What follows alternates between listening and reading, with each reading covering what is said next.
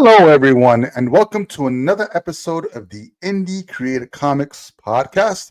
I'm your host, Angel. Hey, guys. I'm alone this week. John up and left me, and all alone. I'm kidding. He actually had some stuff to do, and yeah, he left me alone this week for just a bit, but he'll be back next week for sure. He's actually on his way back from up north. So it's going to be cool to have him back next week onto the show. So that just means that this was going to be a little bit shorter than normal. If you're on YouTube or anywhere where you can like type into the chat, because I see some people coming on, feel free to chat us or chat me up. And if I can answer some questions, that'd be awesome. If not, then yeah, feel free to listen. So yeah, like I said, it's going to be a shorter show. This is episode 154 of the Indie Comics Review. So for those of you that are joining us for the first time, if you're not familiar with the show, it's pretty much just John and I, me this week, picking up comics off the shelf from a smaller press. I know it's called the Indie Creators Comic, but anything that's not the big two, pretty much. So anything that's creator owned, all the way up to self-published stuff, all the way up to like the small press stuff. So whatever interests us on the bookshelves, we'll pick it up and bring you guys some reviews of those books, as well as whatever latest news that we have in regards to what's going on in the indie comic scene. So with that being said, I think what we're going to do is get right into the news. All right, so for this week, I only think I have a couple things. One of them we're going to start with is pretty much just a rumor. This is something that I read off of Bleeding Cool in regards to Free Comic Book Day. So for those of you guys, I know that we've been beating a dead horse, but with Diamond going away, there was a lot of things that went away with it. And one of those things was Free Comic Book Day. And Free Comic Book Day is probably one of those days out of the year that's super important for retailers because it really draws in a ton of traffic that day and allows retailers to, make a large sum of what they're going to make for the year in that one day pretty much. And so what ends up happening is publishers through Diamond would solicit comic books that they would be giving to the stores. And they were free to patrons, but they weren't free from the back end. And what I mean by that is that retailers actually have to pay for these. There's a bigger discount for them, but still retailers have to dig into their pocket, pay for these comics that they're actually going to be giving away for free that day. And it's usually the first Saturday in May. So it changes every year. So whatever the first day in May lands on, that is Free Comic Book Day. And I think last year, or this year, I should say, I believe Lunar and PRH kind of did their thing with bringing Free Comic Book Day together, just because Diamond, I think, was going through the bankruptcy. It didn't really exist at the time, or was just going through non-existence and being picked up by Ad Populum, who now owns them. And so now the question is as to whether or not Free Comic Book Day is going to continue. And if so, is Ad Populum going to do it? Or the rumors that are going around that they're going to sell the rights to Free Comic Book Day to someone so they can actually host it moving forward. So we'll see. Well, I honestly didn't even think Free Comic Book Day was going to happen this year. I'm glad it did, just because it brings in fresh new blood into the retail stores, and hopefully some of those people become lifetime shoppers. But for the most part, it brings in sort of like the norms, but kind of mix in with the people that are usually at the retail store, and it's a really good vibe. You'll have people wearing costumes, so it almost feels like a mini convention that you're going to. It feels really good. It's a part of the industry that I really enjoy being a part of. So I hope it's something that they do continue moving forward, because I think, for retailers, a lot of them, it's crucial that time of year, and being able to sort of like renew your love for comics and bring in new people and being able to share something that you love with other people that, hopefully they'll gravitate to and enjoy as well. So we'll see what happens with that. So we'll see what happens in May of 2026. The more that, we'll keep you up to date with whatever's going on in that regard. So yeah, listen out for that. Hopefully, fingers crossed, that May 2026, the Free Comic Book Day definitely comes through. All right. Other news that we have for you. So we do have a couple of guests that have actually written and want to be on the show. I'm really excited to say that, our next Indie Creator Spotlight, it should be available either tomorrow or Wednesday. We're having a chat with Terminus Comics, and we're going to chat with those guys to see what they have on their docket, what they're going to be bringing to the table. And John and I are going to be sitting down with those guys sometime, I think today. So we look forward to bringing that to you guys as well. So take a look out for the Indie Creator Spotlight. If you want to come on to the show, if you have something that you want to promote, whether it's a book, come on with your team, whether it's, you got a project coming up, it doesn't have to be complete. If you have a Kickstarter crowdfunding, if you have an idea that you're formulating and you're getting ready to go, just go to indiecreatorcomics.com, fill out the podcast form. John and I will love to talk to you about what you got going on and help promote and spread word of what you got going on there as well. The other thing that I had here, really cool, just so that you guys know, that we have a crowdfunding that's going to be coming up soon for Project Shadowbreed. So we got a cool, nifty little logo there, which I really, really like. Project Shadowbreed. All about these two guys here. You got Marek, and then you've got Leroy. And they're protecting the city of Seattle. But what's really cool is when we get the stuff, I'll print everything out so that I can proofread it and then send it back to whoever needs to get it. So in this instance, I'll send it back to Justin and he would get it. But yeah, we got some really cool art from Alex here. Some really great, dialogue from Justin's writing. It's the creation of Justin Bartz. This is his baby. So it's pretty cool. So we're done with issue 1. It's complete and done. Notes, everything done. So we're going to be getting ready to launch that crowdfunding campaign for this particular issue, which I think is going to be really, really, really cool. So think of sort of like a Punisher werewolf type of dude just beating the crap out of the underground of Seattle, which is fantastic. So we've got some aliens, werewolves, really cool stuff there. So look out for that as well. You can go to indiecreatorcomics.com and check out when that's going to be launching as well. So we're really excited for that. All right, so that's all the news that we have for you. We're going to move into our reviews for the week. All right, so what do we have for you this week? I think we have 2 books for you. We're going to start with our first one, which is called Murder Podcast. Bam! So this is from Ignition Press. This is one of the new imprints that have come out recently. There's a bunch of guys that are, that came together and made this publishing company. They've had skin in the game for a while. A lot of these guys have a lot of background in the comic industry and even into diamonds. So there's knowledge there with distribution and as well as publishing, and then they're creators as well. So they've already had a couple of books out. I think one of them was Beauty, if I'm not mistaken, a couple of others. And then this was their latest one that came out this past Wednesday. So Murder Podcast issue number 1. So this is written by Jeremy Hahn, illustrated by Mike Tisserand. And if I butcher your names, I apologize extremely. It's colored by Nick Filardi and lettered by Ann World Design. Cool. All right. So the premise of the book, I really liked. So basically what you have, and the way that it's set up, Murder Podcast, you think that it would be a horror book, you would be correct. So it's set up sort of like a horror movie, where at the very beginning of the book, you have it opening up with this couple who's, at home. Wife is listening to a podcast. That podcast ends, and all of a sudden, she gets a little ding on her phone, and another podcast recommendation pops up. And as soon as she starts to listen to it, she goes into this trance. Her husband comes to come check on her and stuff like that, stalking her, says, "Apologize, you're on the phone." And she's repeating everything that the podcast is saying. So she's in this trance, and all of a sudden, boom, she just starts whacking him, blood spilling everywhere. And all of a sudden, he's dead. She wakes up after the podcast and has no idea what's going on. And then you have sort of like a cut scene, and then you get into the story of who the protagonists are going to be. And it's these 4 young ladies that are sitting at a shop.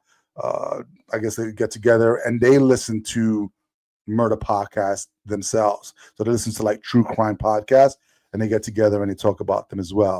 And what's pretty cool is that in the beginning, sort of like it reminded me of like certain superhero comics where you would have sort of like all of them standing in a superhero pose, and then you would have like these descriptions of them.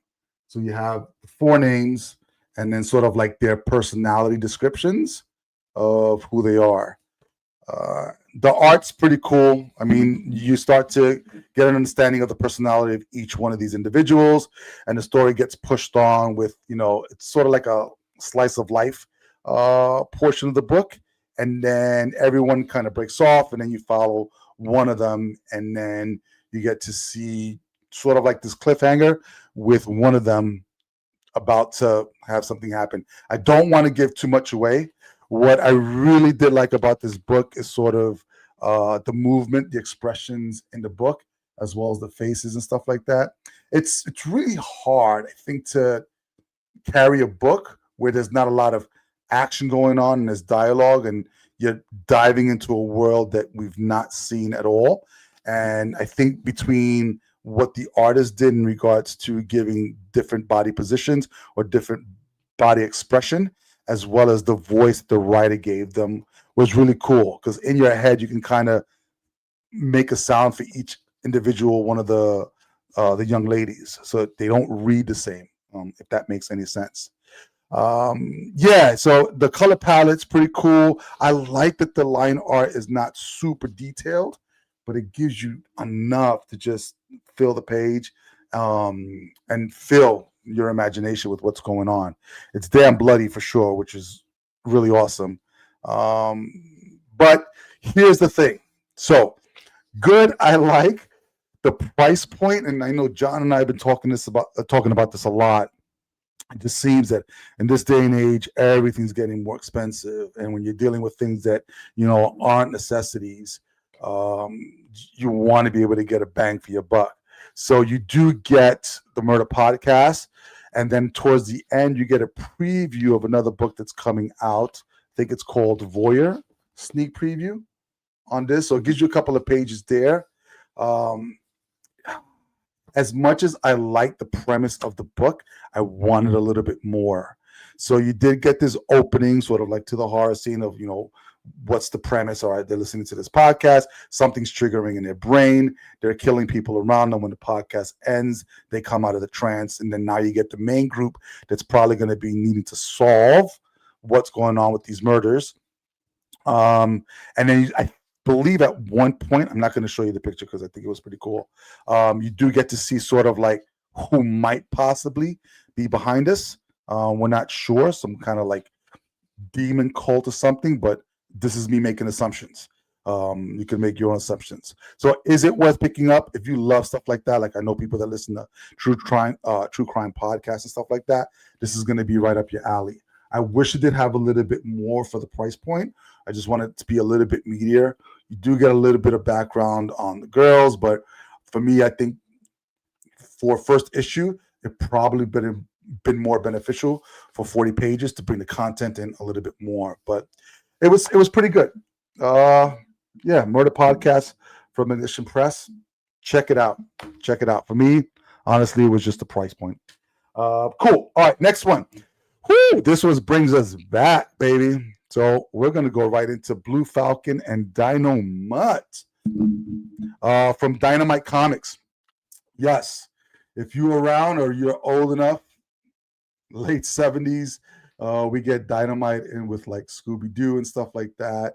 I was born in the 70s, but for me, I got to see these off of reruns up in the 80s. They even had it in Cartoon Network for a while. It's been around for a while and made a lot of crossovers with like the Scooby-Doo gang and stuff like that. It started off with Scooby-Doo and Dynomutt, and funny enough, it was called Dynomutt the Wonder Dog, and Blue Falcon just happens to be in it. Just brought me back. Really cool cover from Perillo. If you know his art, he's just like this really great, just freaking painter, artist kind of guy. So yeah, we get sort of like an origin book. So if you don't know the story behind Blue Falcon and Dynomutt, this is the way that I would say it. Blue Falcon is like Batman, and Dynomutt, instead of being like Robin, to me was more like Inspector Gadget. because he's sort of like this cybernetic dog. But it's instead of being a Dynamite, it was or the dog Wonder. It would always be the dog Blunder. So like Inspector Gadget, when he would try to get a particular gadget to work, it wouldn't work for him, and he'd foul up everything. Dynamite was similar to that, to the Blue Falcon, who was sort of like the serious Batman character. So they're in Big City, and this is sort of like an origin story. The art is pretty cool. It reads like a sort of like a superhero book, which is great. And then just really simple iron art. Same with the color palette and stuff like that. But you get sort of like the origin between Blue Falcon and Dynamite in this particular one, and then the cliffhanger at the very end. I'm not going to give it away, but think John Wick-ish style. It threw me in for kind of a loop. So a cartoon that was sort of like light and airy in the 70s, 80s got really dark really fast. So it's almost like it's written for the grown-ups, even though the line art is really simple. Yeah, it was good. I enjoyed it. I think I'm definitely going to keep up with this just because I want to see where they go with it in regards to what they've done at the very end of this cliffhanger. So if you're a fan of Hanna-Barbera stuff, and I mean, listen, kudos to Dynamite for doing what they've been doing, because for a long time it was just, the Red Sonja stuff, and it is licensed property, so we tend to stay away from licensed property review, but Dynamite's been doing a really great job of picking up these Hanna-Barbera stuff. I mean, you got Space Ghost, even the non-Hanna-Barbera, like the Thundercats and stuff like that. You got Johnny Quest. What do you have? I think more recently they did Captain Planet as well. So they're really going out there with the licensed stuff that's deviated from what they've done in the past. Still having Vampirella, still having Red Sonja, but adding more to their property of licensing these 70s and 80s. And you want to talk about nostalgia, you're going to see this on the shelf. Watching these cartoons back in the 80s, I'm like, holy crap, I have to at least see what they're trying to do here. And so far, really, really good. As far as the team that's on this, you've got Jimmy Palmiotti writing, so you're going to get some quality writing there. You got Pascal Quilano on the arts. You got George Suttle on colors, and then Jeff Eckelberry on letters. Yeah, out of this week's book, I mean, again, we're talking price points. I think this one was $4.99 as well. For me, I got more out of the origin story and really, really clever cliffhanger to want me to come back to the next issue and find out what the hell happened. So like I said, think John Wickish at the very end of this book, and you probably know where I'm going. Blue Falcon and Dynamite from Dynamite Comics. Definitely check them out. Especially if you got an inkling for those, late 70s, 80s, cartoons that were around for a while. Yeah, it definitely it will tickle your fancy on that one. All right. I told you it was going to be a short one. So you got yourself 2 books this week. You got Murder Podcast from Ignition Press. Check them out. I told you it was pretty cool. And then you got yourself Blue Falcon and Dynamite on there, which is absolutely fantastic. So like I stated before, we have coming later on this week, so make sure you take a look out for it. We have our Indie Creator Spotlight. So John and I are going to get together with Terminus Comics. We're going to bring those guys on and talk about what they're doing over there. And like I mentioned before, if you wanted to be on the podcast, if you got a project that you want to promote for you or yourself, just go to indiecreatorcomics.com. Look at the form for the podcast, fill it out. John and I would love to have you on that. All right, if you like what you heard, please subscribe to the podcast. Let anybody know about the podcast. We're really here to support anything that's creator-owned, indie-made, small press, no press, self-press, all that stuff is what we really love to try to get out there to the world. Also, please support your local comic shops, because without them, we wouldn't be able to read the things that we love to read. I definitely get my books from the Joker's Child. They're in Fairlawn, New Jersey. They've been there since the 80s. These guys know what they're doing. John's there every single day. So you can go and visit, say hi, hello, ask a question about any particular comic you want, any particular character. He knows what it is. they know what it is. The Joker Shop in Fairlawn, if you're able to go. It'd be great to see you there. If not, definitely visit your local comic book shop. And that's all that we have for you. So, ladies and gentlemen, until next time, please read something indie made and support creator owned. Later.